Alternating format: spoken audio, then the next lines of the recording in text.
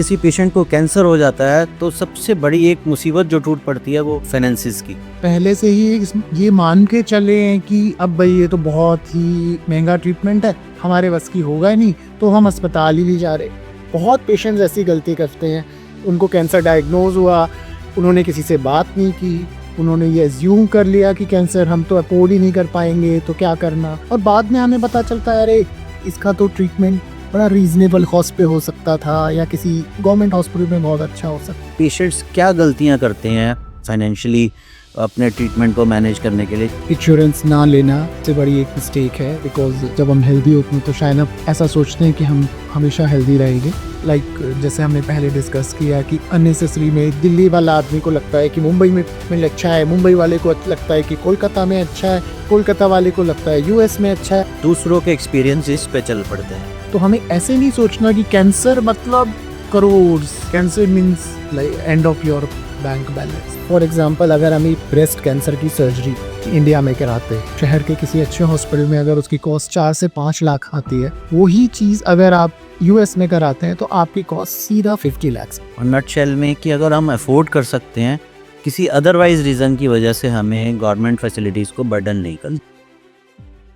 नमस्कार दोस्तों, आज का ये एपिसोड बहुत ख़ास होने वाला है क्योंकि आज के इस एपिसोड में जिस बीमारी के बारे में हम बात करेंगे, जनरली उसके बारे में सुनते ही लोगों के पैरों तले ज़मीन खिसक जाती है या भय का माहौल एक घर में क्रिएट हो जाता है।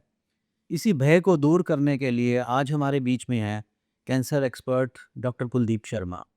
डॉक्टर साहब जो हैं पहले अपनी सेवाएं एम्स में, राजीव गांधी कैंसर हॉस्पिटल में, वेदांता में और वेंकटेश्वर हॉस्पिटल में देते रहे हैं।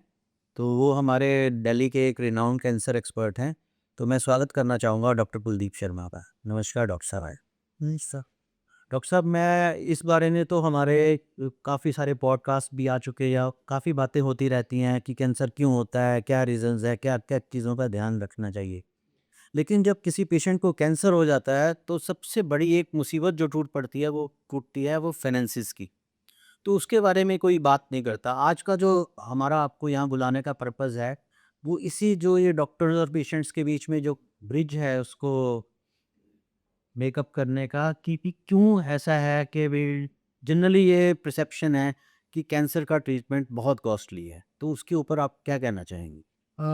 First of all thank you for inviting me and thank you for choosing this topic.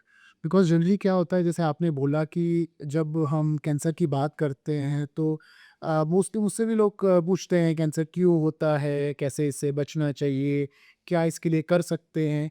और लास्ट में एक चीज़ कई बार पेशेंट पूछते हैं, कई बार पेशेंट झिझक के मारे नहीं पूछ पाते हैं। लेकिन मुझे पता है कि वो बहुत इम्पोर्टेंट चीज़ है, वो है फाइनेंसेस। जी। ना कैंसर का जो भी ट्रीटमेंट हो रहा है, उसकी कॉस्टिंग कैसे डिसाइड होगी, कहाँ से वो पैसा आएगा, बिल्कुल। कैसे उस पैसे को पे करना है, और सबसे बड़ी बात कि वो पैसा पेशेंट को हमेशा लगता है कि क्या हम राइट डायरेक्शन में वो पैसा दे रहे हैं, कहीं हम कुछ गलत ट्रीटमेंट तो नहीं ले रहे या ओवर एक्सपेंडिचर तो नहीं हो रहा। तो of course this is a very very important topic which you have. तो मैं ये जानना चाहूँगा कि जैसे आम आदमियों में धारणा है कि वाक़ई क्या कैंसर का ट्रीटमेंट बहुत कॉस्टली है? ऑफ कोर्स ये धारणा काफ़ी हद तक ठीक है। कैंसर का ट्रीटमेंट हमारे लिए कॉस्टली इसलिए लगता है क्योंकि जो ये बीमारी है ये थोड़ी सी अलग है। जो हमारे जनरल परसेप्शन सालों से रहा है, सदियों से रहा है, वो ये है कि एक बीमारी हुई, आप उसके लिए डॉक्टर के पास गए, क्लिनिक में गए, उसने 4 दवाइयाँ लिखी, आपने वो दवाई ले ली, 5 दिन में आप ठीक हो गए and everything is finish. But इस बीमारी में बीमारी लंबी है, बीमारी के सोशल इम्पैक्ट बहुत ज़्यादा हैं, बीमारी के इलाज बहुत सारे हैं, रेडिएशन, कीमोथेरेपी, इम्यूनोथेरेपी, सर्जरी, फिर उन सब के कॉम्बिनेशंस वेरी कर जाते हैं। और वो जो मोडालिटीज़ है वो चेंज होती रहती है। प्लस उसके अलावा ट्रीटमेंट लंबा बहुत है। तो इन सब को देखते हुए वो समहाउ हमारी रूटीन प्रॉब्लम से, हमारी जो रोज़मर्रा की बाकी बीमारियां हैं, उसके हिसाब से आप देखोगे तो आपको ये कॉस्टली लगेगा। बिल्कुल। लेकिन ऐसा भी नहीं है कि हम पहले से ही ये मान के चले हैं कि अब भाई ये तो बहुत ही महंगा ट्रीटमेंट है, हमारे बस की होगा ही नहीं, तो हम अस्पताल ही नहीं जा रहे। बहुत पेशेंट्स ऐसी गलती करते हैं, उनको कैंसर डायग्नोज हुआ, उन्होंने किसी से बात नहीं की, उन्होंने ये एज्यूम कर लिया कि कैंसर हम तो अफोर्ड ही नहीं कर पाएंगे, तो क्या करना। और बाद में हमें पता चलता है अरे इसका तो ट्रीटमेंट बड़ा रीजनेबल कॉस्ट पे हो सकता था, या किसी गवर्नमेंट हॉस्पिटल में बहुत अच्छा हो सकता था। सो तो क्या जैसे कैंसर भी बहुत तरह का है, जैसे कि हम सुनने में आता है, तो क्या हर तरह का कैंसर का ट्रीटमेंट कॉस्टली है? वही जैसे मैंने बताया कि कॉस्ट जो है वो बहुत सारी चीज़ों पे डिपेंड करती है। कॉस्ट सबसे पहले किसी को कौन सा कैंसर है उस पे डिपेंड करेगी, कौन सी उसकी स्टेज है, क्या हम उसको ट्रीटमेंट देने वाले हैं, क्या सिर्फ सर्जरी करने वाले हैं, क्या सिर्फ कीमोथेरेपी करने वाले हैं, क्या हम दोनों का कॉम्बिनेशन देने वाले हैं, क्या हम रेडिएशन भी साथ में देने वाले हैं, हम कितने बड़े अस्पताल में जाके ट्रीटमेंट कराना चाहते हैं, हम कितना इनोवेटिव ट्रीटमेंट कराना चाहते हैं। एक बेसिक ट्रीटमेंट होगा और एक बहुत इनोवेटिव ट्रीटमेंट होता है। तो वो भी ज़रूरी नहीं है कि हर किसी को चाहिए। प्लस आप कुछ गवर्नमेंट एडेड सेंटर पे जाएँ नहीं तो हो सकता है आपकी कॉस्ट चेंज हो जाए। अगर आपके पास इंश्योरेंस है तो हो सकता है आपकी कॉस्ट काफ़ी कम रह जाए, बर्डन कम हो जाए। बर्डन कम हो जाए। या फिर आप उस पर्टिकुलर इंस्टीट्यूट से कितना दूर रहते हैं। बिकॉज़ जब भी बहुत कैंसर का ट्रीटमेंट होता है तो लंबा कॉस्ट है, तो नॉट ओनली दवाई और अस्पताल के खर्चे, उसके अलावा इनडायरेक्ट कॉस्ट भी बहुत सारे खर्चे हैं। आना, जाना, आपकी छुट्टियाँ, आपकी वहाँ से जो सैलरीज़ का लॉस हो रहा है, जो आपके बच्चे स्कूल नहीं जा पा रहे हैं, सो ये वाली इनडायरेक्ट कॉस्ट भी कैन और भी सारे इम्प्लीकेशंस फाइनेंशियल और भी आते तो it is not very easy to say, but it is important to keep everything in mind, all these points. कब समझो मेरा अगला प्रश्न जो है ना, वो मेरे ख्याल में काफ़ी लोगों को नॉलेज देगा और उनके लिए फ़ायदेमंद होगा। मैं ये जानना चाहता हूँ कि पेशेंट्स क्या गलतियाँ करते हैं फाइनेंशियली अपने ट्रीटमेंट को मैनेज करने के लिए, जो फाइनेंशियल मिस्टेक्स जिसको मैं कहूँगा, वो क्या रहती हैं उनकी पार्ट पे? कि या अगर आप इंडियन सिनेरियो में बात करें तो हम बहुत सारी फाइनेंशियल मिस्टेक्स करते हैं। इंश्योरेंस ना लेना सबसे बढ़िया। सबसे बड़ी एक मिस्टेक है, बिकॉज़ जब हम हेल्दी होते हैं तो शायद आप ऐसा सोचते हैं कि हम हमेशा हेल्दी रहेंगे। वही मिस्टेक है। सेकंड, पेशेंट्स जैसे मैंने पहले भी बताया कि प्रिज्यूम कर लेते हैं कि कॉस्ट बहुत ज़्यादा होगी, और वो किसी एक्सपर्ट से डिस्कस नहीं करते। कई बार वो एक्सपर्ट से डिस्कस करते हैं, लेकिन वो डॉक्टर को अपनी कंस्ट्रेंट नहीं बता रहे कि बिकॉज़ ऑफ सम हेजिटेशन। सो वो भी एक गलती है। अगर आपको कोई कंस्ट्रेंट है तो आप डॉक्टर को बताइए, ताकि डॉक्टर जो है वो आपके ट्रीटमेंट को उसी हिसाब से टेलर मेड कर दे। क्योंकि कैंसर मिडवे निकाला जा सकता यस यस कैंसर का ट्रीटमेंट कोई ऐसा नहीं है कि वो एक ऐसे एकदम रिजिड लाइन है कि आपको इसी पे चलना है। आप अगर चाहें तो उस ट्रीटमेंट को हम एडजस्टमेंट कर सकते हैं, है। बिकॉज ट्रीटमेंट्स हमारे बहुत वेरी करते हैं। मतलब आपका कहना एक का मतलब ये है कि पेशेंट डिस्कस ही नहीं करता। यस, हाँ, वो चीज़ कहीं न कहीं डिस्कशन में नहीं आती समटाइम्स, पेशेंट ज़्यादातर पेशेंट की तरफ से, कई बार डॉक्टर्स की तरफ से। इसके अलावा कई बार पेशेंट्स प्रिज़्यूम करते हैं कि हमारे पड़ोसी का या हमारे रिश्तेदार का ट्रीटमेंट बड़ा महँगा था या इस तरह का था, तो वो एकदम प्रिज़्यूम कर लेते हैं कि हमारे लिए भी इतना ही बर्डन होगा। वो भी एक मिस्टेक होती है। एक मिस्टेक ये होती है कि अननेसेसरी कुछ इनोवेटिव ट्रीटमेंट्स हम चूज़ करते हैं। ज़रूरत नहीं है। ज़रूरत नहीं है, किसी ने बताया या आपने कहीं पढ़ा है कि नई नई मेडिसिन आई है बिल्कुल, और वो लेकिन एक जो स्टैंडर्ड हमारी मेडिसिन है उससे 10 टाइम्स कॉस्टली है। बट आप ये नहीं देखते कि 10 टाइम्स कॉस्टली होने के साथ वो ज़रूरी नहीं है कि वो 10 टाइम्स ज़्यादा अच्छी भी हो। हो सकता है वो इफ़ेक्टिव में 1.5 गुना अच्छी हो और कॉस्ट उसकी 10 गुना सुना है। तो अननेसेसरी इनोवेशंस पे जाना भी let the doctor decide. let the doctor decide or at least discuss with them. Then choosing very bigger brands and distanced hospitals like जैसे हमने पहले डिस्कस किया कि अननेसेसरी में दिल्ली वाला आदमी को लगता है कि मुंबई में अच्छा है, मुंबई वाले को लगता है कि कोलकाता में अच्छा है, कोलकाता वाले को लगता है यूएस में अच्छा है। दूसरों के एक्सपीरियंसेस पे चल पड़ते हैं। तो अगर हम अच्छी सिटीज़ में रह रहे हैं या हमारे घर के पास एक अच्छा ट्रीटमेंट अवेलेबल है, तो वो आपको हमेशा कॉस्ट इफेक्टिव रहेगा। जैसे मैंने बताया, उसकी इनडायरेक्ट कॉस्ट आपकी बहुत कम हो जाएगी। आना जाना, छुट्टी लेकर वहाँ रहना, ये सब कॉस्ट आपकी कम हो सकती हैं। उसके अलावा कई बार पेशेंट ये प्रिज्यूम करते हैं कि ऑल्टरनेटिव ट्रीटमेंट्स शायद सस्ते हैं, तो वो उधर डाइवर्ट हो जाते हैं।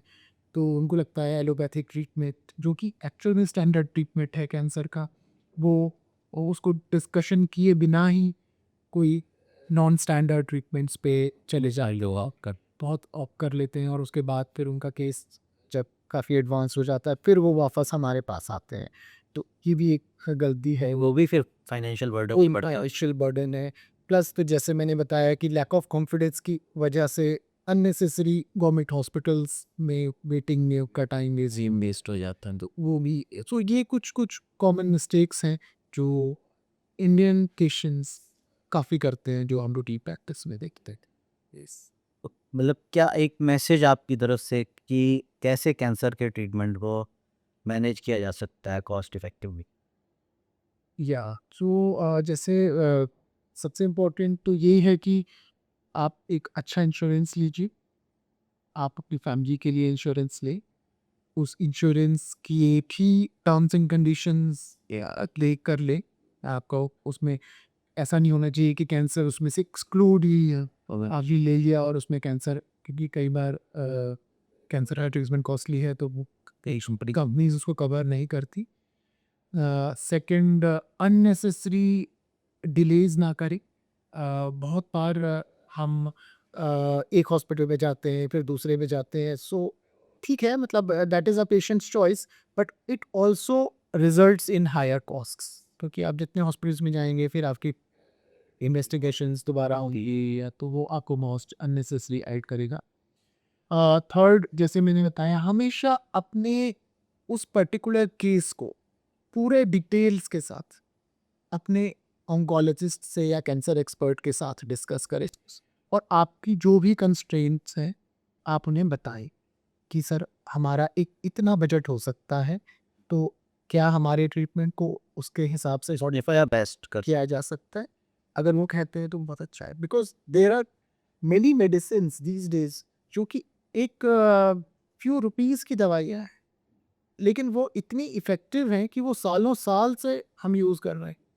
तो ऐसा नहीं सोचना कि कोई दवाई बहुत सस्ती है तो वो बिल्कुल आमली इफ़ेक्टिव है। हमारी बहुत सारी दवाइयाँ हैं, सिस्प्लैटिन है, एक हमारा इंजेक्शन सपोज़ कार्बोप्लेटिन है, एक टेमोक्सिफ़ेन की दवाई है जो शायद ₹5 की एक टैबलेट आती होगी, और उसने करोड़ों फीमेल्स की ब्रेस्ट कैंसर से जान बचाई है पिछले 50 सालों की बात। और वो इतनी सस्ती दवाई है। एक मीथोट्रेक्सेट का इंजेक्शन आता है, वो बड़ा स्टैंडर्ड, हमारा 50 साल से ज़्यादा से पुराना है, बहुत पुराना इंजेक्शन है। बट शायद 20 या 30 रुपए का वो इंजेक्शन आता है। तो हमें ऐसे नहीं सोचना कि कैंसर मतलब crores of bill. Cancer means like end of your bank balance, not like this, है ना? एंड हमेशा बहुत इन्वॉल्व रहें। आपकी फैमिली अपने डॉक्टर से टाइम टू टाइम बात करते रहें, और उनसे अपने कॉस्ट इम्प्लिकेशंस भी डिस्कस करते रहें। और कोई नोशन ना ले कि, मतलब कोई दिमाग में ऐसे आप अपना वो मत बनाइए कि प्राइवेट हॉस्पिटल्स में ऐसा होता है, या आयुर्वेदिक ट्रीटमेंट्स क्योंकि सस्ते हैं तो अच्छे होंगे, होम्योपैथिक ट्रीटमेंट्स महंगे हैं तो नहीं अच्छे होंगे। इस तरह की आता है कि हम कंस्ट्रेंट ना बनाए, अपने सेल्फ लिमिट्स में ना रहें। और कोशिश करें, जैसे हमारा है कि वोकल फॉर लोकल, सो वो एक उस तरह के उस थॉट प्रोसेस के साथ हम चल सकते हैं। अगर आपके पास रीजनेबली अच्छे डॉक्टर हैं आपके शहर में, आपके देश में, आपके ज़िले में, तो आप कॉन्फिडेंटली उनके साथ ट्रीटमेंट करा सकते हैं। एक डॉक्टर साहब, इसमें मैं एक और चीज़ ऐड करना चाहूँगा। पेशेंट अच्छे डॉक्टर्स पे या अच्छे सेंटर्स पे पहुँच भी जाते हैं, लेकिन फिर भी मैंने देखा है कई बारी कि ना वो उनको एक कन्फ्यूज़न होता है कि कितना खर्चा हो जाएगा, क्या अ, ओवरऑल जाके हमारा एक्सपेंडिचर बैठेगा कि हम मैनेज कर पाएंगे कि नहीं। तो डॉक्टर्स इस बारे में पेशेंट्स से क्यों नहीं बात करते या गाइड नहीं, क्या रीज़न रहता है कि कहाँ कहाँ मिसकम्युनिकेशन है इस चीज़ को लेके? ओके या ये एक बड़ी प्रैक्टिकल प्रॉब्लम है और ये प्रैक्टिकल प्रॉब्लम में गलती शायद किसी की भी नहीं है क्योंकि हमारे यहाँ पे या कहीं भी जो डॉक्टर्स हैं उनका जो मेन डोमेन है वो क्लिनिकल है। बिल्कुल। तो एक डॉक्टर को अपनी प्राइमरी ड्यूटी ये लगती है कि उसे पेशेंट को इलाज समझाना है, ठीक। उसे ट्रीटमेंट देना है, फॉलो करना है और वो कहीं न कहीं कंफर्टेबल नहीं होते कि वो फाइनेंसेस डिस्कस कर पाए। अब वो कंफर्टेबल क्यों नहीं होते उसके कुछ रीजंस हैं। सबसे पहली बात कि जैसे मैंने बताया कि कॉस्ट वेरिएशंस अपने आप में बहुत है। कई बार डॉक्टर्स के लिए भी बड़ा मुश्किल है पेशेंट को पहले दिन या दूसरे दिन देख के ये करना कि ये पेशेंट कैसे-कैसे चलेगा बिकॉज़ जैसे-जैसे हम बीमारी के साथ चलते हैं उसके हमारे प्लान्स बदलते ही चले जाते हैं। चेंजेस भी होते हैं, बिल्कुल। तो कई बार शुरू में हमें लगता है कि इसका बड़ा सिंपल सा ट्रीटमेंट होगा लेकिन कुछ कॉम्प्लिकेशंस हो जाती है। तो अरे की बॉडी है कैसे रिएक्ट कर। यस, तो उसकी वजह से आगे ट्रीटमेंट बदल जाता है तो उसकी कॉस्ट भी बढ़ जाते हैं। ठीक।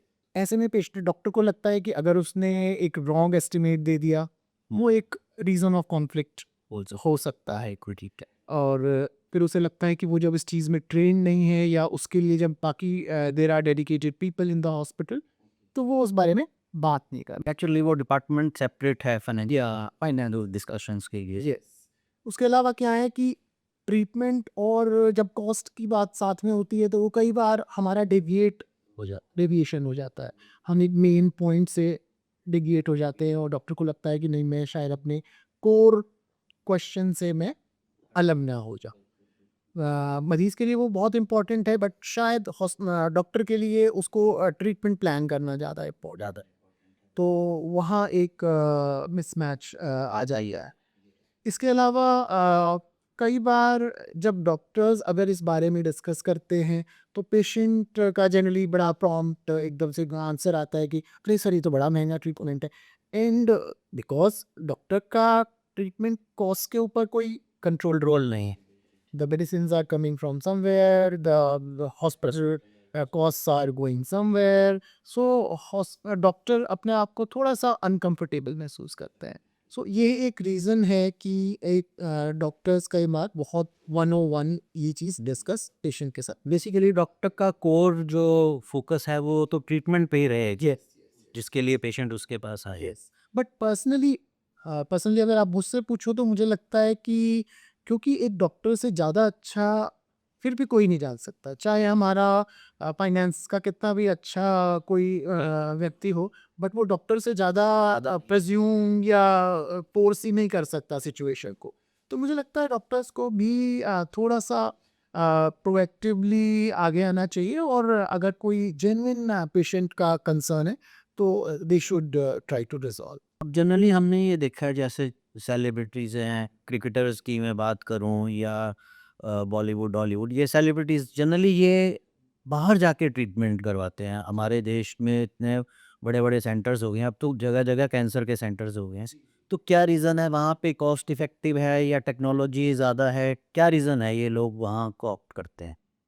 ओके, जो ये आप बात कर रहे हो ये मुझे लगता है आज से शायद 20 साल पहले it was a good option और it was a good decision to go out because उस टाइम हमारे पास ट्रीटमेंट्स अवेलेबल भी नहीं थे ना हमारे पास उतने अच्छे डॉक्टर्स थे ना हमारे पास उतनी अच्छी टेक्नोलॉजी थी। बट अगर आप आज के सिनेरियो में बात करो तो we have very good doctors, we have much better facilities sometimes than abroad. तो मेरे हिसाब से ये कोई बहुत ज़रूरी या बहुत फाइनेंशियली वाइबल ऑप्शन नहीं है बाहर जाने का बिकॉज़ अल्टीमेटली आप जब बाहर जाते हो और मैंने जैसे बताया कि कैंसर के ट्रीटमेंट में डायरेक्ट और इनडायरेक्ट कॉस्ट्स हैं तो आपकी इनडायरेक्ट कॉस्ट बहुत बढ़ा बहुत पड़े हैं। आपका आना जाना hotel stay loss of work more leaves from your work and जैसे जो हमारा कैंसर का ट्रीटमेंट है वो लंबा हम बचे। इसमें फॉलो अप सालों साल तक है। तो अब हर 2 महीने पे आप दिखाने के लिए यूएस या यूके नहीं जा सकते। बिल्कुल, मतलब साइकोलॉजिकली कॉमन मैन को ये धारणा नहीं बिठानी चाहिए कि भी सेलिब्रिटीज़ जा रहे हैं तो बहुत ही कुछ स्पेशल है, इम्पोर्टेंट है। नॉट एट ऑल, नो उसके ऊपर। अगर मैं आपको एक एग्जांपल दूँ, फॉर एग्जांपल अगर हम एक ब्रेस्ट कैंसर की सर्जरी कि इंडिया में कराते हैं, जिसे हम मेस्टेक्टमी कहते हैं, ऑन एन एवरेज किसी अच्छे हॉस्पिटल में, शहर के किसी अच्छे हॉस्पिटल में अगर उसकी कॉस्ट 4 से 5 लाख आती है, वही चीज़ अगर आप यूएस में कराते हैं तो आपकी कॉस्ट सीधा 50 लाख। ओके। ठीक है? इसी तरह अगर जो हम रेडिएशन में हमारा जो आईएमआरटी एक ट्रीटमेंट होता है जो मोस्टली पेशेंट्स को चाहिए होता है आजकल, तो उसका जो पैकेज है हमारा एक पेशेंट के लिए इंडिया में किसी अच्छे हॉस्पिटल में आपको 1.5 से 2 लाख रुपए में वो मिल सकता है। लेकिन यही कॉस्ट अगर आप यूएस के किसी हॉस्पिटल में जाते हो तो it will reach again to 50 lakhs.